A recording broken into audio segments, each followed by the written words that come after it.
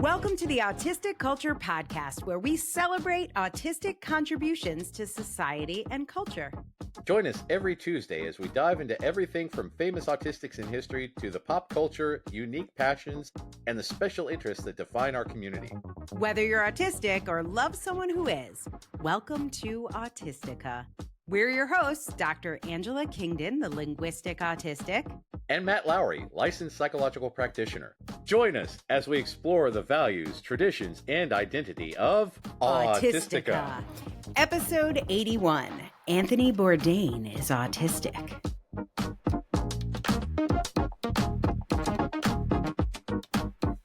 Well, hey, Matt. Hey, Angela. Today we are talking about something I never expected to talk about. Beats? No. I think we have already talked about beets on the show. Oh. Yeah, I think we talked about that in the Apple episode or maybe the Questlove episode. The vegetable. Oh, no, we're not. Well, we may talk about beets today. I don't know. We're going to start with a trivia question. Oh, good. I hope it's about beets because that's my answer. That's your area of specialty now? Okay. The question is this. I'm like Mickey. We got the beat. No. Crap. I lost it. Go on. Yeah, that joke went off the rails. It's all right. I don't expect more from you. So, okay. Lowered expectations. The famous celebrity chef, Anthony Bourdain, yes, once wrote an episode of what popular and loved by many autistic people TV crime drama series in 2002? Oh my. I have no, that's interesting. I'll try to piece it together through context clues to see if, we have multiple mentions of CSI Miami or, Dateline or SpongeBob CSI. It is not SpongeBob CSI. Well, listen. CSI Bikini Bottom. Yes. CSI Bikini Bottom. Our next guest probably knew the answer to that question before I even finished it. He is an Anthony Bourdain expert. Is he? And yes, I didn't even know they were out there, but they are, because that is what the autistic community is all about. We are experts in our special interests. And today we have with us Patrick Casale from an amazing podcast for many, many things. But of course, we love the Divergent Conversations podcast. He is also an AuDHD mental health therapist. He is a neurodivergent business coach, travels all around the world taking business owners, neurodivergent business owners around the world and helping them get their business and their emotional regulation in line. He's a keynote speaker, a retreat leader, a coach who helps entrepreneurs work through their imposter syndrome, self-doubt, paralyzing perfectionism. You can see how our perfectionism paralyzes us here. Not at all. But that is a real thing. And most importantly, he is aligned with us on the mission to embrace our authenticity in all of its neurodivergent weird and wonderfulness. And at the heart of all that is our special interests. And if you have not guessed already, Patrick Casale is our guest today. Anthony Bourdain, lover and aficionado, among other things. Patrick, welcome. Hi. Wow. I hate being perceived. What a wonderful feature. Listen, I am perceiving you right now as one thing and one thing only, because when we first met, it was to talk about your book. And you're like, yes, book. But do you know about Anthony Bourdain? And I was like, okay, listen, we're trying to talk about your book, but come on my podcast and let's talk about Anthony Bourdain. So all of us are frequent guests on podcasts and speaking, and Matt was just speaking to, I think, a bunch of teachers yesterday, where we have to talk about all of the hard things about neurodivergence and the tricky things and the weird things and the uncomfortable things. But what we do on the Autistic Culture podcast is we celebrate the contributions that autistic culture has made to the world. It is much more fun than being triggered by our own trauma, but really celebrating some of the awesome things about being autistic. And when you started sharing with me about Anthony Bourdain, I'm like, we have to tell people. Do people know Do people know? Is this a thing? I mean, we just talked about Transformers for our last episode, and I feel like people might know. I don't know if people know. Yeah, I think that the answer to that question is like, maybe people know, but maybe they don't. And the reality is probably if you are a big fan, you may have some inclination, you may have some intuition, you may get a sense of that. I think that if you're also autistic, you probably think, wow, this person's life mirrors my own quite a bit. And if I'm going to be honest, probably the reason that I had a late in life autism discovery, I owe somewhat to Anthony Bourdain. Oh, okay. Really? How? Yeah. Yeah, it's a great question. And behind me is a picture of him eating noodles, but you only get the crotch version right now. Yes, okay. It's zoomed in on me.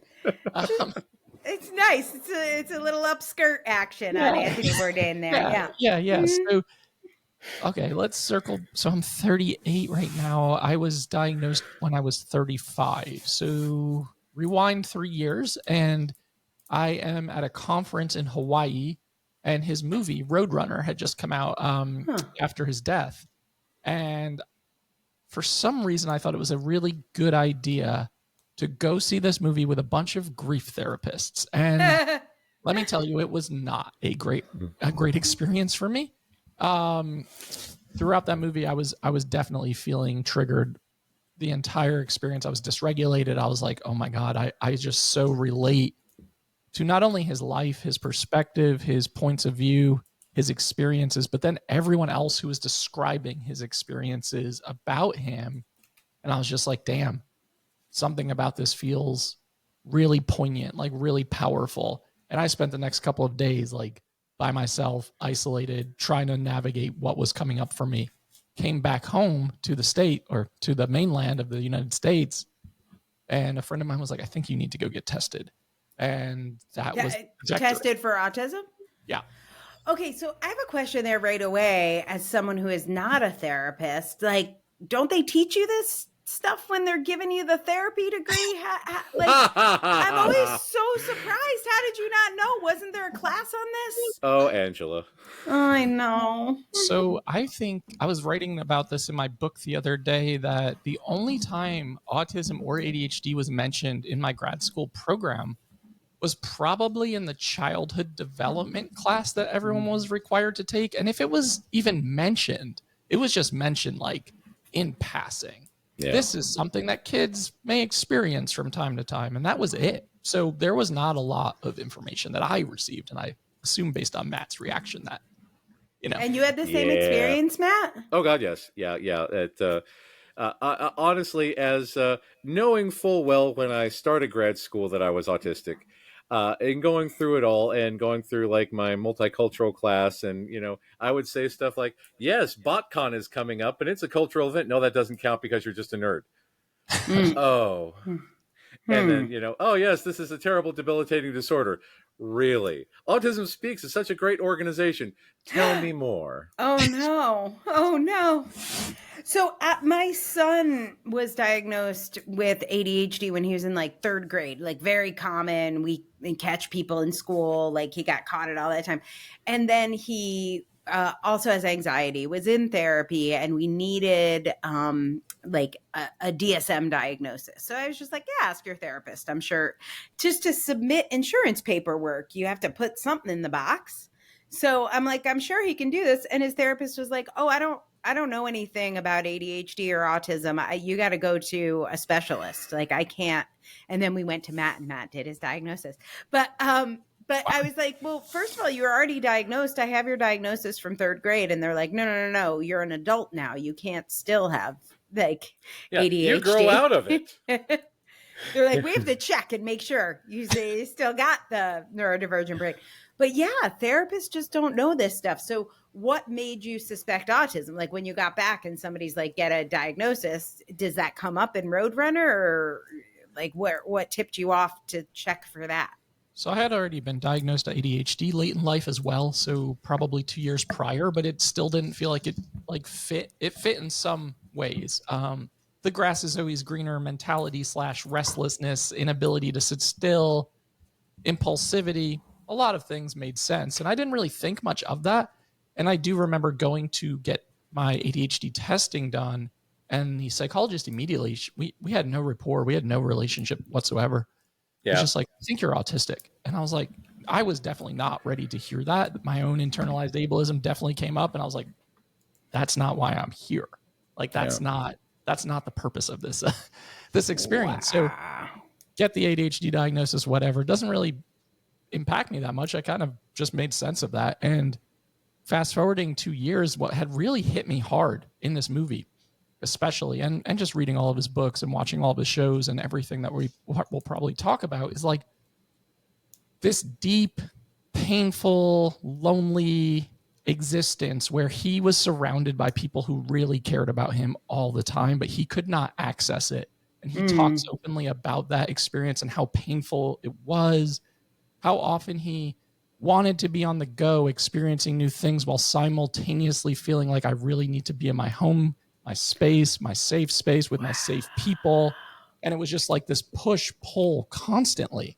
And I was just like, this is my life. Like, everything about this is my life. And also how he was such a master of like connecting with people authentically while traveling, really hearing their stories, really showing up vulnerable and raw and authentic, and modeling like it's okay to talk about how much we're suffering or struggling, allowing for other people from all parts of the world to do the same things. And I was just like mind blown, and came home, was definitely not in a good mental space, was very depressed, was experiencing a lot of that loneliness, disconnection of feeling like, why can't I access the feelings that people have towards me? And that's when a friend was like, well, I think you should go do this thing. And I was like, I didn't even like have any resistance at that point. I was just like, yeah, I think so too. Now, were you a fan of Anthony Bourdain's before seeing Roadrunner? Like, is that why you wanted to see it? Mm-hmm. Yeah, I was a huge fan of his TV show Parts Unknown and No Reservations. I had read his book Kitchen Confidential years ago because I used to work in the restaurant industry, and that also gave me some insight into this neurodivergent life, or this autistic ADHD identity, because I think a lot of kitchen staff and restaurant staff are definitely autistic ADHD to some degree, in some capacity. And the kitchen staff specifically tend to be a lot of autistic people. A lot of people don't feel like they fit in. They feel like misfits. They feel like this is the only place I can really be my true self and really like unmask in a way where everyone around me is experiencing the same thing. And I found that to be so profoundly powerful. What do you think it is about kitchens? It's chaos. Or restaurants. There's a lot of ability to sensory seek. There's a lot of ability to just unmask openly and not be deemed like weird or different, because everybody, it's like in this collective, in this on this parallel play mission in a way. There's a lot of structure and rigidity, and there's a lot of need for control back there of how things are done, especially as you're going through like higher end kitchens and things that where you're really taking pride in the craft that you're producing. And I think it just really checks a lot of the boxes that we need as autistic people. Everybody has a predefined role and a clear expectation of what their role is, so they can be part of a cohesive whole by contributing in their own way. Yeah, exactly. Interesting. And if you read his books, he talks about how that was always missing from his life, that predefined role where there were expectations, there were responsibilities. Everyone has a piece that they are contributing, but they don't necessarily even have to be speaking to one another. There's just this understanding. And coupled with intense substance use history and trauma history, it just all started to really click and make sense for me, for not just for myself, but looking at his life from that lens too. Yeah. Okay, so special interests, obviously at the heart of our culture. Anthony Bourdain, like obviously the one I know is food, but I think he has some other special interests if he wrote an episode of a TV show. What else can you tell us about his life outside of the show? And then we'll dig into the show a little bit. Yeah, so like true crime and crime related interest for sure. He wrote some books based on like crime novels, and he was always writing. growing up as a child, just being unbelievably fascinated with other cultures and food, and learning and being curious about people, asking really deep questions. He often talks about his struggle with artificial conversation or small talk in general, right? And like, yes, there's some autistic culture right there. Right. So that was a huge part of his growing up, and just feeling so disconnected from his family unit and his family system, and really honing in on the people he had special interest for, whether they be writers or creative types or artists or chefs. And I thought that was really beautiful to see that experience. Other interests of his, I mean, definitely traveling was huge for him. They started going to France at a very early age. I believe his grandmother lived in France, and they would spend these family trips out there. And it just really piqued his interest about food culture and seeing things from a different lens, and not just being in the United States all of the time. And I think that was a really big piece for him that was really formative. He also talks about struggles with food, like struggles with sensory stuff as a young kid, and how food in France was challenging for that reason, like a lot of pâtés and a lot of like spreads of food, of meats that you maybe didn't try in the Northeast growing up as a young adult. And I always found snail. Yeah, exactly. Snails, chicken liver, stuff like that, where mussels, you know, a lot of crustaceans, where he, as a child, was like, this is really uncomfortable for me, right? Like the sensations and the sensory stuff is really hard for me to manage. So I think that was another point for me where I was like, oh, that certainly makes a lot of sense. I was going to say, what's your food stuff? Are you, because I think of him as very adventurous when it comes to eating. If I was going to diagnose him as a therapist, I'd diagnose him AuDHD, right? And I think the ADHD side, there's a lot of adventurousness and spontaneity. And I think the more he pushed himself, I feel that way similarly as well. I mean, I've eaten, unfortunately, rotting Icelandic fermented shark meat in Iceland, and I would not recommend that to anybody. As one does. Yeah. Listen, I was in Iceland 2 weeks ago. We absolutely did not eat that. It was offered, and I said, no, thank you. I didn't even eat the fish jerky. I do not believe fish is meant to be jerkied. Slathered with butter, and it's just like, why? I don't want this. I don't want this in my life. I'm just glad that you were able to validate that is in fact a dish, instead of just being on an episode of Icelandic Jackass. So, yes. You know, I had this weird experience where I went after they opened for COVID restrictions at first in 2022. I had my first throat surgery. I needed an escape, and it was really challenging. It was really hard to be there by myself, and it was a really hard food culture for me because I don't eat seafood. And you're just presented with these things, like you said, Angela, and you're just like, and I'm the only one in these restaurants at the time because nobody's traveling. And I'm like, I can't say no. I have to be like, I can't even slip it under a plate or anything like that. Yes, we were presented with puffin and whale and many a terrifying thing. I had ravioli. I found an Italian restaurant. I am not food adventurous. And this is why I said to Matt at the beginning, like, I never thought we would do a show. We have a very long list of shows, and Anthony Bourdain was never on it because I am so not, I'm like the buttered noodle girl. We did Andy Warhol and his, the reason why he did the famous Campbell's soup painting is because his same food was Campbell's tomato soup and grilled cheese. And if you flip that painting over, there's a grilled cheese on the back. And that is my culinary palate. It's a great meal, so I can completely relate to that too. Yeah. So what else? I was preparing for this and I watched an episode. I've had them on in the background, but I actually watched one, and the one I watched was I couldn't follow, but it had a lot to do with a graphic novel. It was a No Reservations episode. So I think one of his special interests, from what I could tell, is also like graphic novels. Yep.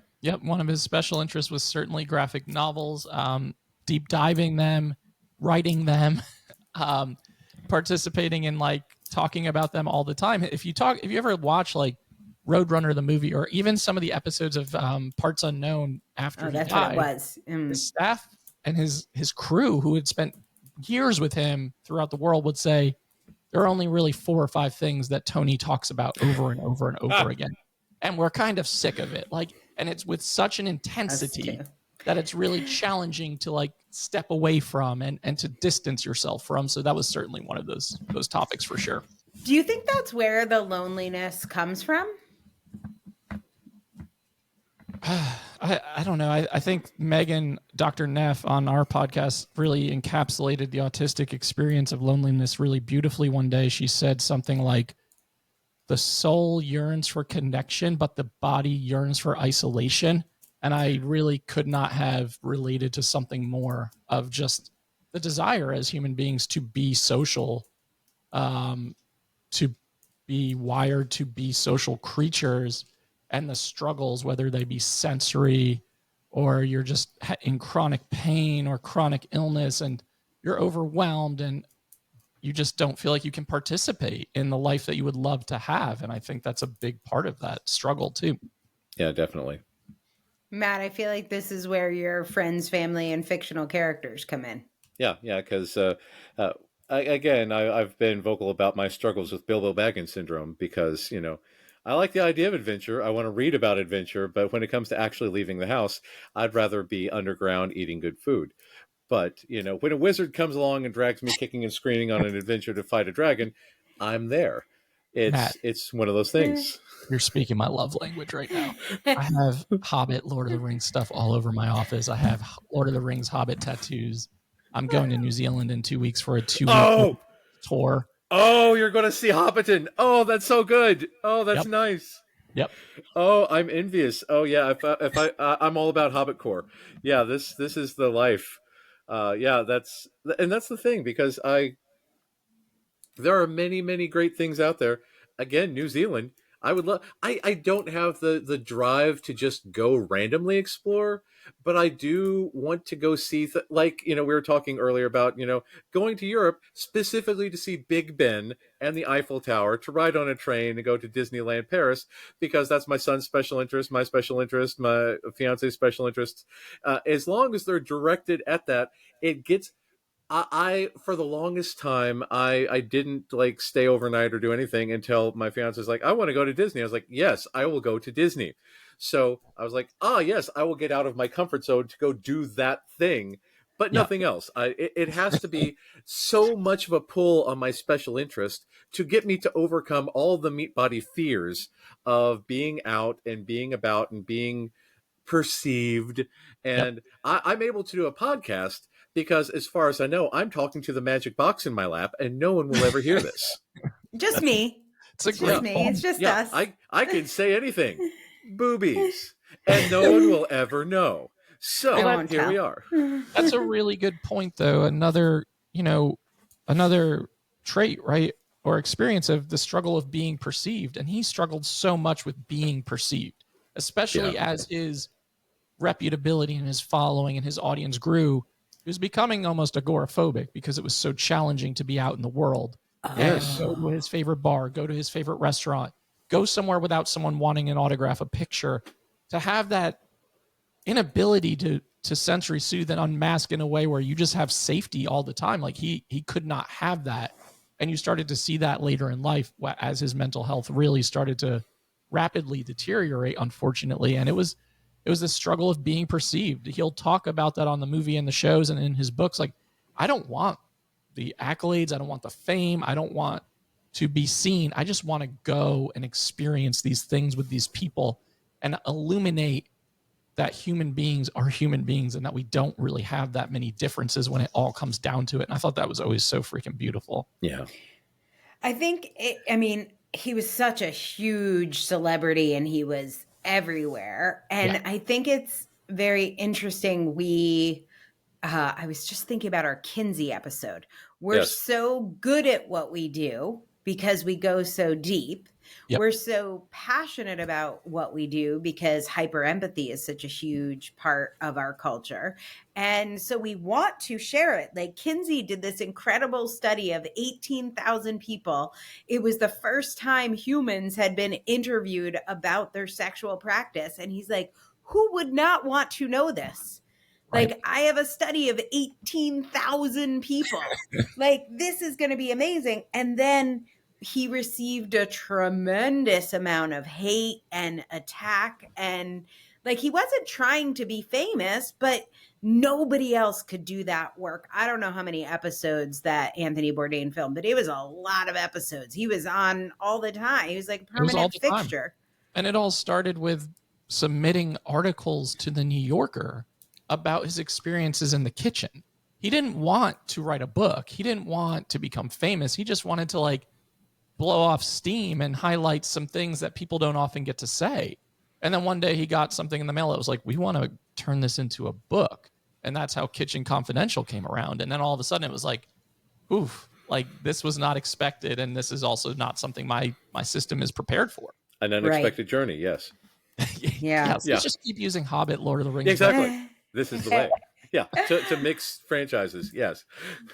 I know for me, and obviously you've had a ton of success as well, but I know for me, when my business was at its peak of success, I was at my trough of mental health.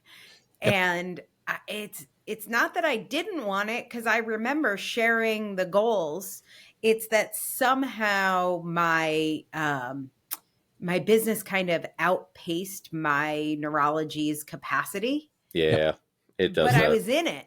I was there. I was in it. Like, there were employees, there were clients, there was deadlines, there was another TV interview, or there was always something that I had to do next before I tended to my own mental health. So I wonder if that's what happened to it. Like, now looking back at it, I'm like, why not stop before you had a total, crash, very big crash. I think that's very real. I mean, I think I'm in the thick of that right now in terms of where my career is taking me. It's challenging to have following, be public facing, have employees, have goals, have deadlines. Like, it's a lot. So I think about putting it on a scale to his magnitude, and I'm just like, this, there's no way I could even I couldn't do this for a day. And I think that you see him, towards the end of his life, talk about that a lot, about how challenging it was becoming. And I think there's an ego part too, right? There's a part of you that's like, I do want some of this. Like, I've wanted some of this to some degree, to feel appreciated or a part of or connected or just valued for the contribution. Like, that's what Kinsey was like, oh my God, I have this huge country. Can we have the party? Do I get my flowers now? Exactly. So I think that's a huge part of it too.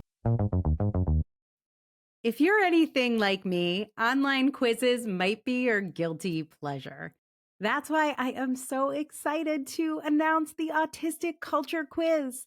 It's fast, it's fun, and it's pretty to look at. But best of all, it might just change how you see yourself. Take it right now at bit.ly/autistic-culture-quiz. If you've ever felt like you just get autistic culture, but you don't know how to explain it, this quiz will help you explain autism from a non-medical perspective. Each question is based on one of the 10 pillars of autistic culture. Take the quiz now and improve your cultural competency. It's totally free. Just go to bit.ly/autistic-culture-quiz. And autistic culture quiz is all one word, all lowercase. This is the way.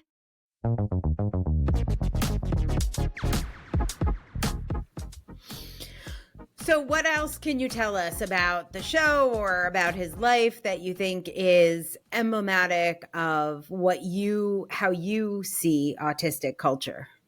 I've always thought about autistic travel experiences, and I know that can feel somewhat counterintuitive when we're talking about autistic culture, to be like autistic people who enjoy travel experience and traveling in general. But I relate a lot to how he moved through the world, where I feel the most connected to humanity when I'm traveling. Mm-hmm. I feel like I'm not alone. I don't feel disconnected.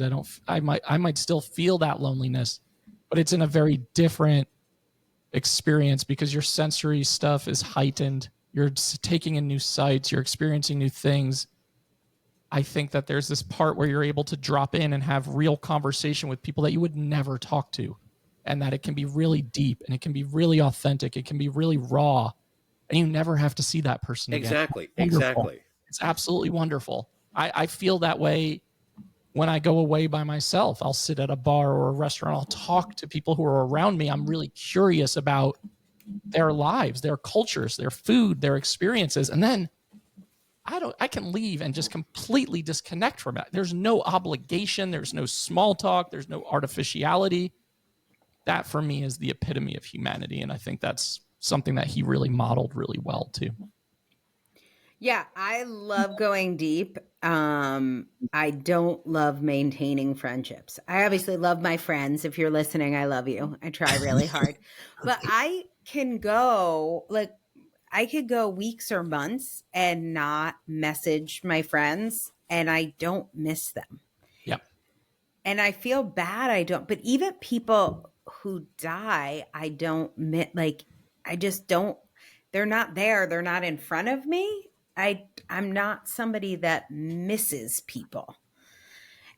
And so I love the going deep and then no guilt about I don't have to follow up. Yeah. We don't have to stay friends forever. Yeah, we don't have to send each other daily text messages of, hey, how's it going? We don't have to do that. And I think that's an emblematic part of his journey and how he moved through the world. And that's something that I've felt very connected to as well. I also, monotropic thinking for sure, deep diving heavily for hours. He would create episodes and it would just be this deep dive process where you could not, he said the world around him just completely disappeared, and it would be 10 hours in the studio. There would never be retakes. Everything had to be authentic. Everything had to be real. His camera crew hated him for that because everything had to, and they would be like, let's try that shot again. No, the moment's over. We have to move on.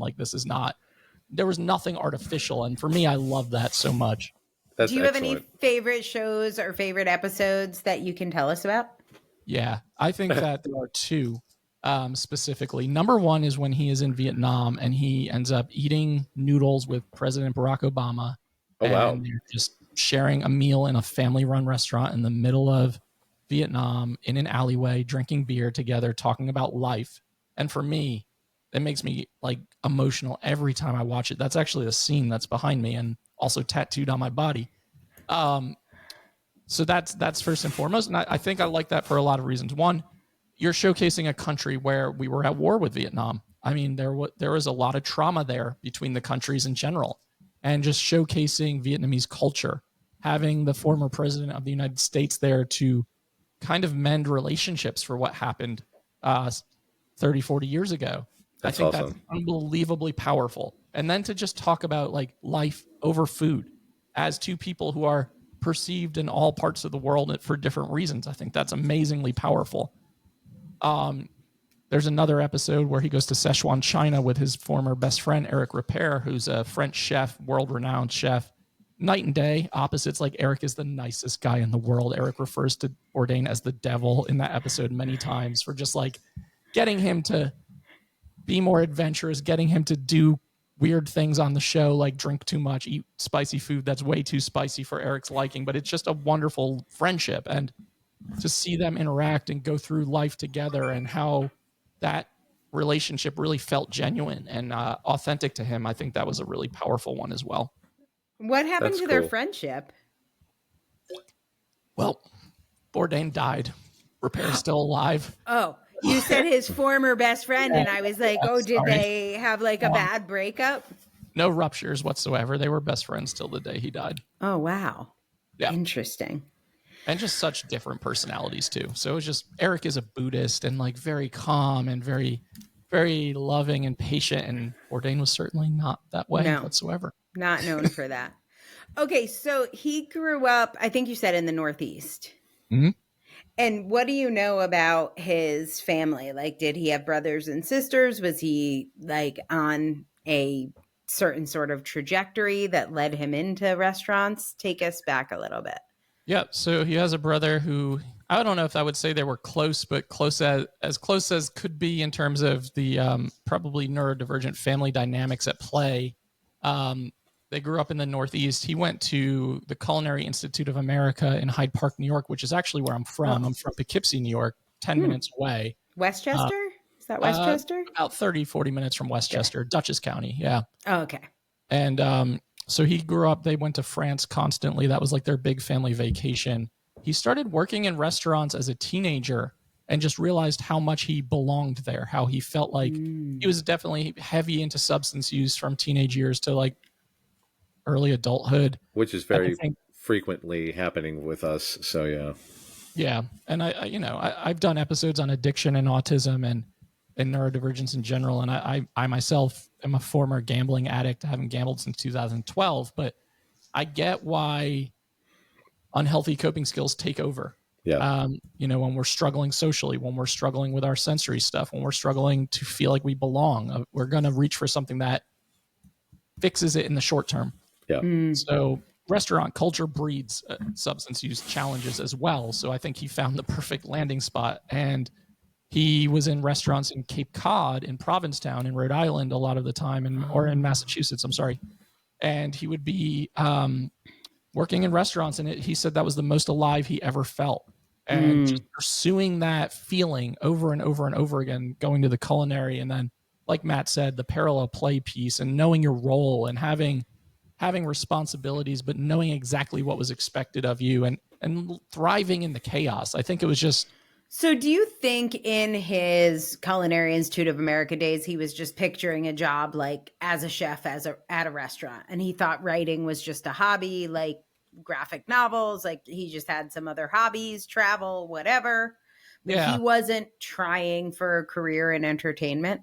No, definitely not. He didn't expect that to happen whatsoever. He moved to New York City shortly after the Culinary Institute and bounced around a lot of restaurants, as most chefs do, found a landing spot at a small French restaurant. And, it was Les Halles, right? Wasn't he from Les Halles? I think that's what Kitchen Confidential. I have one of my oldest friends, not that he's old. One of my longest friends, sorry, Mick, was a chef at the time, and he immediately sent me that book. Yep. And then when he came to see me in the US, we had to go to Les Halles because he was like, "This is where it all happened." Yeah, that's exactly right, and that's kind of what created the writing. I think the pain created the writing, is the cathartic process of just getting these stories out and being really vulnerable about the experiences. He wrote about his heroin addiction all the time and how he was navigating being a head chef at a restaurant while also addicted to opiates and also drinking constantly. And it's just a lifestyle that in a lot of ways makes a lot of sense for undiagnosed autistic people who are really struggling with their sense of self. And he did a lot of damage, but ended up, having a long sobriety and abstinent period as well from opiate usage. I mean, alcohol usage never really faded, but that was a big part of it as well.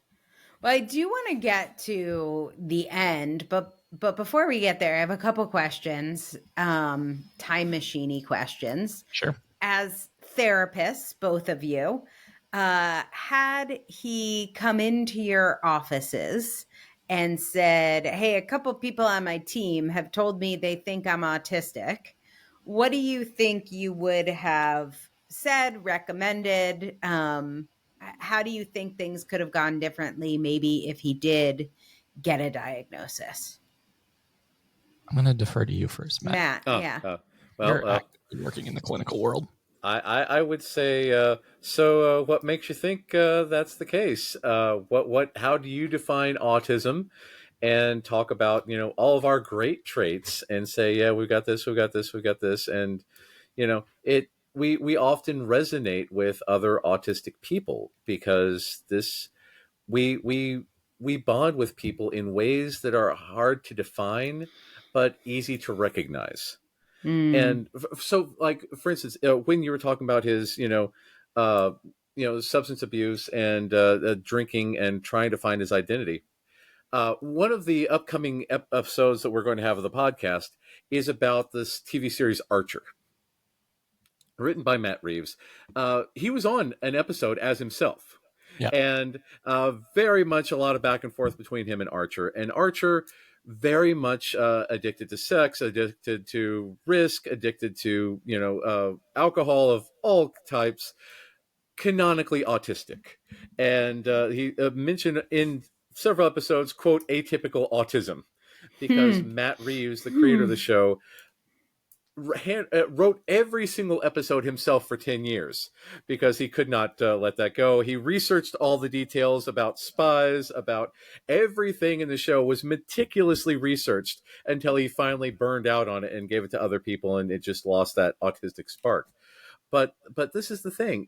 When we find vibes, when we vibe with people, we've got to follow that and figure out what culture we vibe with. So autism is more than a clinical diagnosis. It is a culture. It is a group of people that are neurokin. And when we find what works for them, we can find what works for us. When we find what gives them meaning, we can find our own meaning. We can dive into self-acceptance. And again, this is why a lot of autistic people take their own lives, because the isolation and the feeling of powerlessness and the overwhelm is just impossible to solve, and you can't do that alone. No, especially one person. with the bottom up processing. Yes. I know for me, when I saw, we have the episode Chess is Autistic, when I saw the way she was doing those chess moves, when I was in my worst suicidal ideation, that's exactly what it felt like.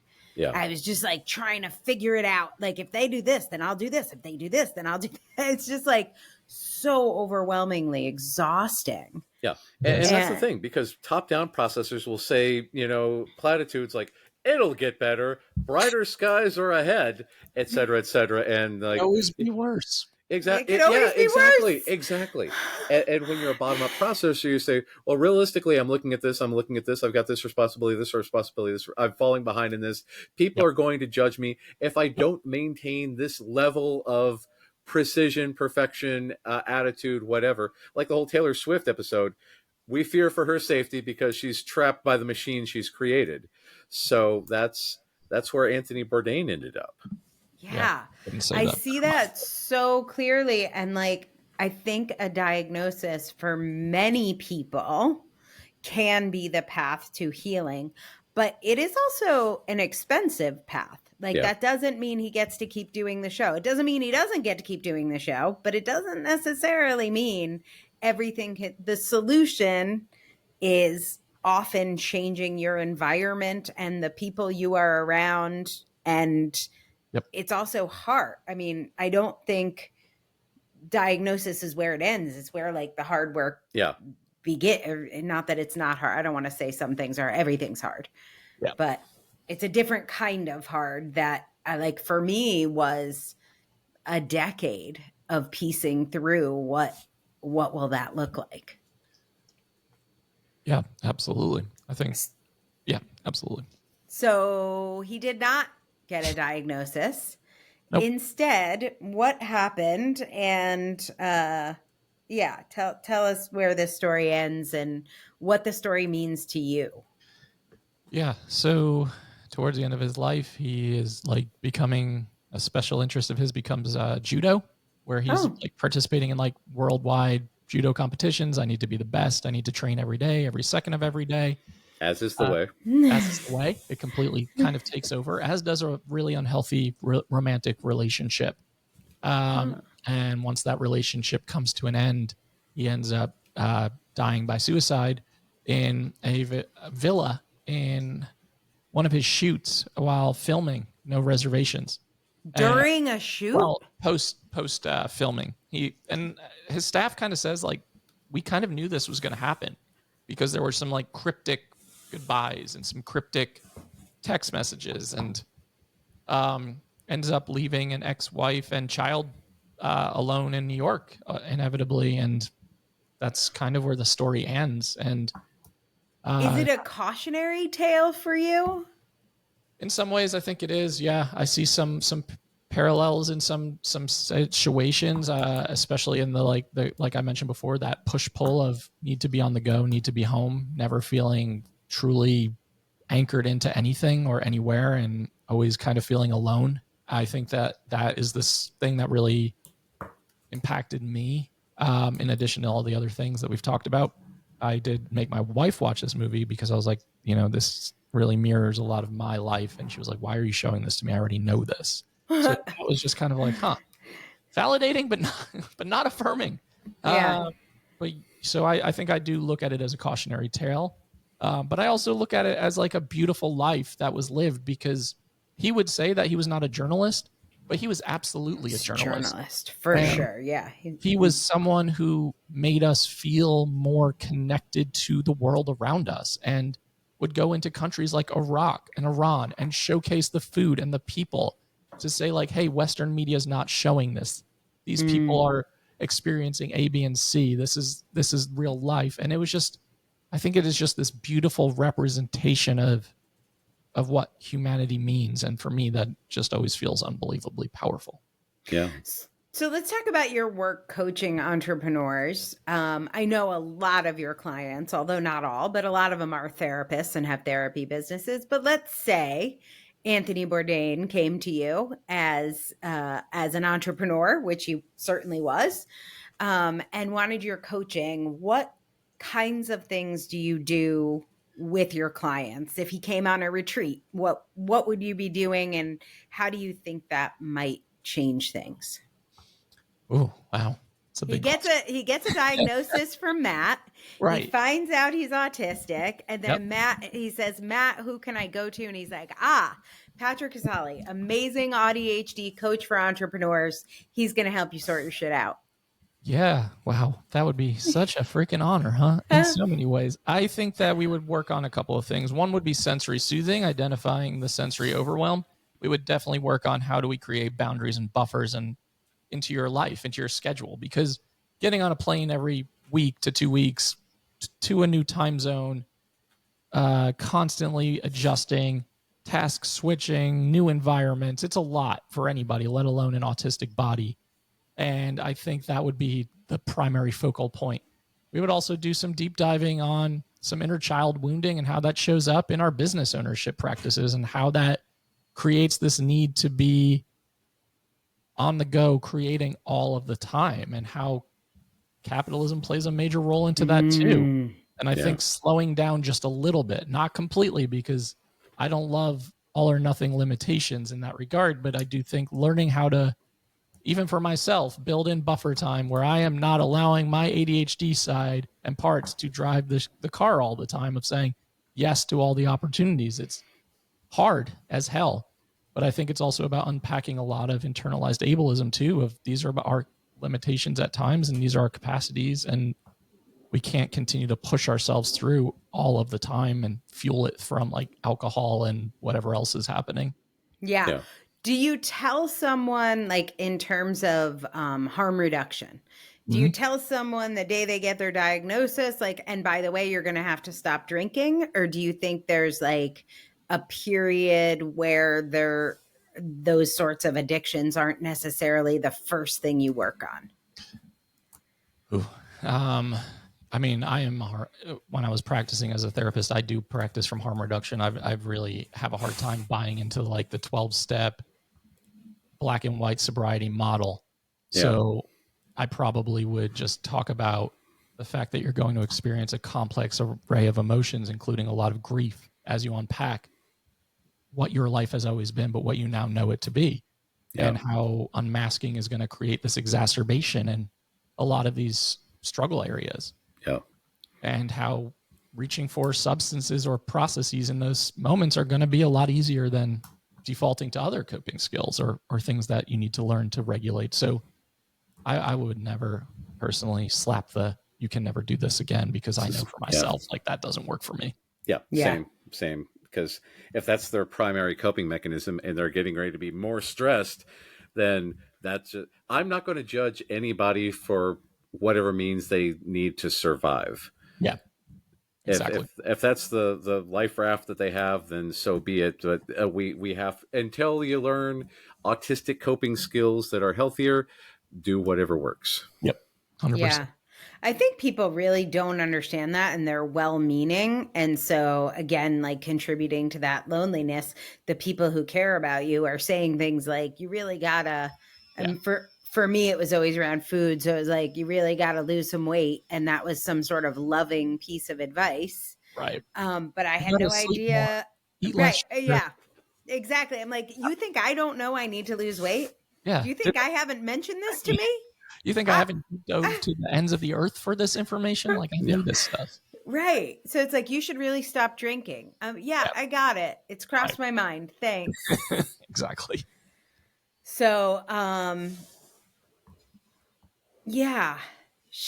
What should we think? I mean, you've sort of left us with some thoughts, but like, what should we think of the contribution to autistic culture from Anthony Bourdain? Is it the global perspective that you think is his biggest contribution? Where do you think? I think so. I think the ability to almost place yourself in some of these environments, whether or not you ever leave your house, to do these things, to be able to see culture from a completely different perspective, to be able to relate to people from different cultures through a completely different lens. I think that achievement alone is just life altering and shifting and changing for so many people who enjoyed the work that he did. Anything else we need to know? Anything we didn't talk about? We're going to put those 2 episodes you mentioned in the show notes. So if you, like me, have not seen a lot of his work, maybe now is the time to check it out with a new perspective and spot the autistic culture moments. Anything else you want to leave us with? And then I'm going to ask you my trivia question. I do not have anything else. I really appreciate being on here, and I've enjoyed this conversation quite a bit. It's the first time I've had it in this way, so thank you for having me on. I really appreciate it. Well, Matt, Patrick didn't give the answer in our interview with him, so I'm going to ask my trivia question to Patrick, since I don't think you have another guess. Do you have another guess? Which episode of a popular TV crime drama series? I still have no idea. I'm baffled. I want to know. Or which crime drama series did he write an episode for? Do you know, Patrick, or have I stumped the Anthony Bourdain expert? So he did, I mean, not to answer your question directly in the most autistic way, is like to say that he did write 2 crime novels as well, in addition to what your question is. I don't think either of them were very good, but he did write them. I don't know how to say the show's name, but I believe it was called like Treme or Treme or something like that. Treme. Did he write for Treme too? Hmm? Oh. I didn't know that. This was a reference to an episode of Law and Order SVU that he did. Okay. Yeah. See, I didn't know that. So. Wow, but you still get points. I had no idea he did Treme. You pulled the Uno reversal card. I like that. Well done. Well played, my friend. Well played. Patrick, so much good stuff comes out of you and your shop. I want to make sure that people subscribe to the Divergent Conversations podcast. That's not all you're doing. Anything else you want to plug, or how people can find out more about you? Sure. Thank you. You can also listen to my other podcast, All Things Private Practice, which focuses more on the entrepreneurial side and the struggles, the self-doubt, the perfectionism, the normalizing fear and failure. And that's on all major platforms. You can follow me on Instagram, patrick.casale. And if you want to come on any of these retreats and summits to Spain, Scotland, Belize, Ireland, Greece, and beyond in 2025, you can find that information on my website, allthingspractice.com. You can create a little Anthony Bourdain experience with Patrick somewhere in the world. Mm-hmm. I love that influence. I will tip people off. Patrick and I have been working together on a book that will be coming out soon after many, many listeners have requested it. So actually maybe 2 books. Are you working on a 2-book deal perhaps? I have heard rumors. I have 3 books that I'm writing. I actually want to write a book similar to Anthony Bourdain's Kitchen Confidential called Therapy Confidential, where we kind of talk about some stuff that doesn't get talked about from the profession, not the client side, but really the profession. So I have that in the works as well. And I appreciate all of your help just getting to where I'm going with that project. I love it. Yeah. So there's I know we've talked about a travel book, which was the second one, but there's also kind of a memoir of late diagnosis with some great tips and tricks and lessons learned as well. So I won't share the title because I'm sure it will change in process, but keep an eye out for Patrick's career as an author, where maybe you will be able to stay in one place longer and write. Nice. Okay, nice. Thank you. Matt, final thoughts before we go. Would you like to share something that you loved about being autistic this week? Oh, man. Aside from all the new Lego reveals, because oh, man. So this week is... why do we need something aside from that? Yeah, that's pretty good right there. Because, I mean, honestly, that's there's so much new Lego coming out in the new year, and I'm down for all of it. I finally got my Breath of the Wild Lego Zelda Deku Tree. So I will be building that whenever this horrendous move is over, because this past week has been nothing but process complexity of looking on details. You were there for a lot of the detail negotiation and trying to figure out, is this manageable? Can I manage that? How much will that cost? Can I do this? When I can get in there? And just, it's been a nightmare of process complexity, but Legos are a bright spot in that universe. I was going to say, but Legos await. And that is autistic culture therapy right there. Prepare your spins and stims because you'll be needing them getting through a move. Oh, yeah. Thanks, everyone. Patrick, great to have you here. Thank you. Have a good one. Thanks for listening to the Autistic Culture Podcast. If you enjoyed today's episode, don't forget to check out our advocacy episodes every Friday, where we explore important issues and share strategies for living your best, most authentically autistic life. And for even more autistic culture, consider becoming a paid member for exclusive perks like Q&A calls live with Matt and I, a virtual writing circle, and our new self-defined living course by Becca Laurie Hector. Fun fact, it costs us about $8 for every minute you hear or see us on the podcast, but our member pricing is just $8 a month. What a bargain! Buy one, get 500 free. Seriously, if you could afford it, we would really appreciate your contribution. It makes this all possible. And of course, the best way everyone can support what we're doing here is to rate, review, share, and subscribe on Substack or your favorite podcast app. This is the way.